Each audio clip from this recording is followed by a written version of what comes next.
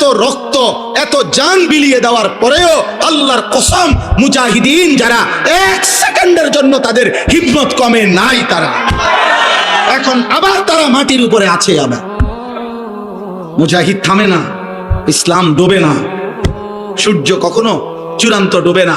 এখানে বাংলাদেশে যদিও সূর্য ডুবে গেছে, পৃথিবীর সব জায়গায় কিন্তু সূর্য ডোবে নাই, কোথাও সূর্য উঠছে, বোঝেন নাই? পৃথিবীতে একই সময় রাত হয় না, পৃথিবীতে একই সময় সূর্য ডুবে না। এখানে সূর্য ডুবলে অন্য কোথাও সূর্য ওঠে। আল্লাহর কসম, ইসলাম এমন এক সূর্য যেটা কোথাও যদি কোনো কারণে সাময়িক কিছুক্ষণের জন্য পর্যদুস্ত হয়, কিন্তু অন্য জায়গায় তৎক্ষণাৎ ইমানের সূর্য, ইসলামের সূর্য ঝলঝল করে উঠতে থাকে। এজন্য গাজার মুসলমান যদিও রক্ত দিচ্ছে, আফগানের মুসলমান কালেমার পতাকা উড়াচ্ছে। একই মুহূর্তে পৃথিবীতে গাজাবাসী রক্তে লাল, আফগানে ইমানের পতাকা উঠছে। মুসলমান হারে নাই, ইমানদার হারে নাই। মনে রাখো, মদে মাতাল যুবক, নারীতে আসক্ত যুবক, মোবাইল আর অস্থির ছবি দেখা ছাড়া যার রাত কাটে না, দিন কাটে না, একটা সেজদাও যে সমস্ত ছেলেরা দাও না, মনে রাখো আমার আব্বা বাপ, তোমারে ছাড়াও ইসলাম বিজয় হবে, তোমারে ছাড়াও মাহাদি লড়বে, তোমারে ছাড়াও দাজ্জালের বিরুদ্ধে লড়বে, তোমারে ছাড়াও ঈসা নবীর যোদ্ধা বাহিনী লড়বে। কিন্তু হয়তো তুমি কামে লাগলা না, তুমি চলে গেলা জাহান্নামের পথে। ইমানদার নওজোয়ান ঠিকই আল্লাহর জন্য জান দেবে, ইনশাআল্লাহ উড়বে, ইনশাআল্লাহ ইনশাআল্লাহ। রাসূলুল্লাহ সাল্লাল্লাহু আলাইহি সাল্লাম বলছে, যদি শোনো যে কিয়ামতের আর একদিন বাকি, তবুও ইয়াকিন রেখো মাহদি আসবে, ইমানের পতাকা, ইসলামের পতাকা, ইসলামের বিজয় বিশ্বময় উড়বেই উড়বে। এটা হাদিস, এটা হাদিস। হয়তো তুমি কামে লাগবে না রে, তুমি কামে লাগবে না রে, তুমি বেরিয়ে চাইলে আর কি, তুমি নারী দেখে দেখে শেষ হয়ে গেল, তুমি অস্থির ছবি দেখে দেখে শেষ হয়ে গেল, তুমি চুল ঠিক করতে করতে হায়াত শেষ, তুমি মোবাইল টিপতে টিপতে হায়াত শেষ, আর কোনো কামে লাগলে না আর কি, এর দূর আর কি। কিন্তু মনে রেখো বাপ, এজন্য আজকে আমি অনুরোধ করছি, আমার ওই কথার থেকে আবারও ফিরে যাই। আমরা অভিভাবক যারা বলছিলাম, একজন পুরুষ, অতএব অভিভাবক হিসাবে আমার অধীনস্থ স্ত্রী, আমার ছেলে, আমার মেয়ে, আমার অধীনে যারা, তাদের ঈমান আমলের হেফাজত কার দায়িত্ব? অভিভাবকের। কার দায়িত্ব বলেন না কেন? অভিভাবক। অভিভাবক। 3 বছরের বাচ্চাটা সারাক্ষণ মোবাইল টিপে কেন? তার মা নাই? 12 বছরের ছেলেটা সারাক্ষণ মোবাইল টিপে কেন? কেন তার বাপ নাই? আপনি চিরানি খান, আপনি ঘাসনি কাটেন, কার জন্য আপনি রোজগার করেন? এত টাকা, এত ঘাম, এত পয়সা আপনি রোজগার করছেন ওর জন্য? কার জন্য বিল্ডিং করলেন? ও তো এক ওয়াক্ত নামাজ পড়ে না। এই দুশ্মন আমনের জন্য কি উপকারে আসবে? কথা বলেন।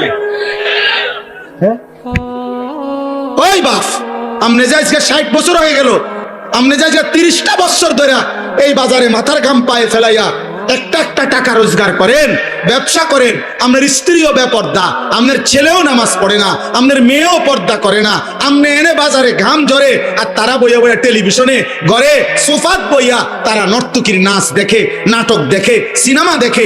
আপনার ছেলে এলাকার আরো 2-4টা বখাটের লগে পুরা দমে মোবাইলে উলঙ্গ ছবি দেখছে, আর আপনার ঘাম ভাইয়া ভাইয়া পড়তেছে একটা একটা টাকার জন্য। এই দুশ্মন যারা, আল্লাহ দুশ্মন, নবীর দুশ্মন, ঈমান ইসলামের দুশ্মন, যাদের ওযু নাই, সেজদা নাই, নামাজ নাই, দিন নাই, শরীয়ত নাই, এদের জন্য যে আপনি এত কষ্ট করলেন, এরা আপনার দুনিয়ার কি কাজে আসবে, আখিরাতের কি কাজে আসবে? বলেন অভিভাবক, বল। আর দরকার আর আইতাম না কোনোদিন, আইজ গিয়ে কইয়ে যা, আর আইলাম না। কইবেন আপনারা যে হুজুর এরম শক্ত হুজুর আর জীবন হয় না। একবারই আসা। আমি এক অস্থির মানুষ,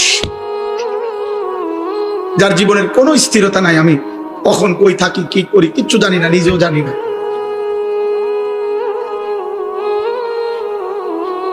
সারাদিন কোমরে ব্যথা করে। সেদিন আমার শায়েখ আল্লামা মুফতি মুশতাকুন নবী কাসিমি হুজুরে আমি বলছিলাম, গত রবিবারে সিলেট আমাদের মাহফিল ছিল একসাথে, হুজুরে বললাম, হুজুর কোমরটা সারাক্ষণ ব্যথা করে, খুব ক্লান্তি লাগে, কি করবো? হুজুর আমারে বলতেছে, এমন এক কথা বলছে, আমার হিম্মত বেড়ে গেছে আরো 100 গুণ। হুজুর আমারে বলছে, মাওলানা এ মালিকের কথা বলতে বলতে, আল্লাহর পথে ডাকতে ডাকতে একদিন শরীর দুর্বল হয়ে যাবে, অসুস্থ হয়ে যাবেন, একদিন মৃত্যু হয়ে যাবে, কোনো অসুবিধা নাই। এভাবেই একদিন চলে যাবেন আর মালিকের কাছে বলবেন, মৌলা আপনার কথা বলতে বলতেই চলে আসছি। কবি আরশ पर कभी फर्श पर, कभी उनके दर कभी दर बदर, गमे आशिकी तेरा शुक्रिया मैं कहां कहां से गुजर गया। कभी हो रास्तों में तन्हा, कभी हो गुरूद सहरा, मैं जुनू का हम सफर हो मेरा कोई घर नहीं। এজন্য হযরত উলামায়ে কেরামের কাছে আমার অনুরোধ, আপনারা আপনাদের প্রত্যেকের জায়গায় নিজ নিজ মহল্লা, নিজ নিজ এলাকা, নিজ নিজ মসজিদ মাদ্রাসা আশপাশ যার যার সাধ্য মতো, কেউ 5 জনরে বলেন, কেউ 50 জনকে বলেন, কেউ 5000 কে বলুক, কেউ 50,000 কে বলুক, কেউ 5 লক্ষকে বলুক, যার যার সাধ্য মতো আপনারা প্রত্যেকের কাছে এক ভাই হিসাবে আমি অনুরোধ করছি, হযরত উলামায়ে কেরাম আরেকটু মেহনত করেন, আরেকটু উম্মতের ফিকির করেন, দরদ করেন, আরো একটু দেখেন এই সমাজের ছেলেগুলোকে ফেরানো যায় কিভাবে, এই সমাজের মেয়েদেরকে কিভাবে ফিরানো যায়, এই সমাজের বাবাদেরকে কিভাবে ফিরানো যায়। একটা একটা আল্লাহর বান্দাকে গুনার থেকে যদি বাঁচাইতে পারেন, জাহান্নাম থেকে বাঁচাইতে পারেন, তওবা করে যদি কাউকে আল্লাহর দিকে ফিরায় আনতে পারেন, খোদার কসম নবী বলছে, আল্লাহর কোন বান্দা যদি গুনাহ ছেড়ে তওবা করে আল্লাহর কাছে ফিরে আসে, খুশিতে মহান আল্লাহ ফেরেশতাদেরকে বলে, আমার আসমান সাজিয়ে দে, আমার জান্নাত সব সাজায়া দে। ফেরেশতারা বলে, মাওলা কেন আসমান সাজাইলেন, কেন জান্নাত সাজাইলেন?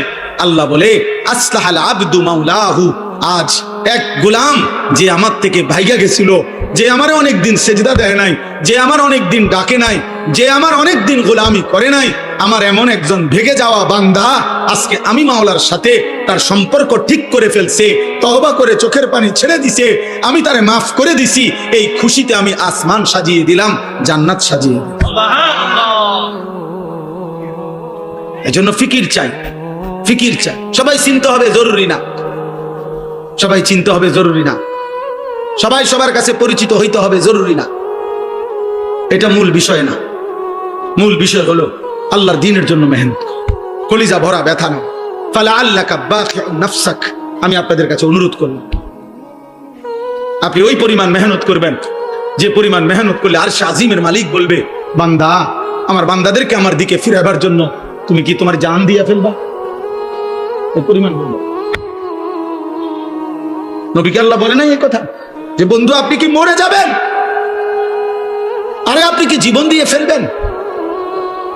এই পরিমাণ বলতে হবে। উম্মত গুনার সাগরে ঢেউ খেলতেছে, আপনারা বাচ্চা ছাড়া জানেন না। এক এক যুবক মোবাইলে রাত নাই দিন নাই, 3 দিনে 3 সপ্তাহ, 1 সপ্তাহ, 2 সপ্তাহ।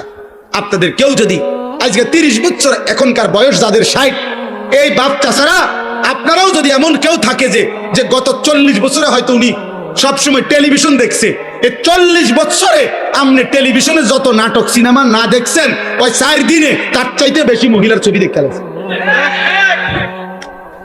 হিসাব বুঝেন নাই? আমি ওইটার সমর্থন করছি না। 40 বছরের গুনাহ মানে বুঝাইতে চাইলাম, গুনার মাত্রা এখন এত বেশি পরিমাণে বাড়ছে যে ছেলেরা, মেয়েরা, পুরুষেরা, সন্তানরা গুনার সাগরে হাবুডুবু খাচ্ছে। হাবু কোন বাবা ভাইবেন না যে ফুলান অনেক একটু দুষ্টামি করে, না না, ফুলান জিনা করে, জিনা দুষ্টামি করে না।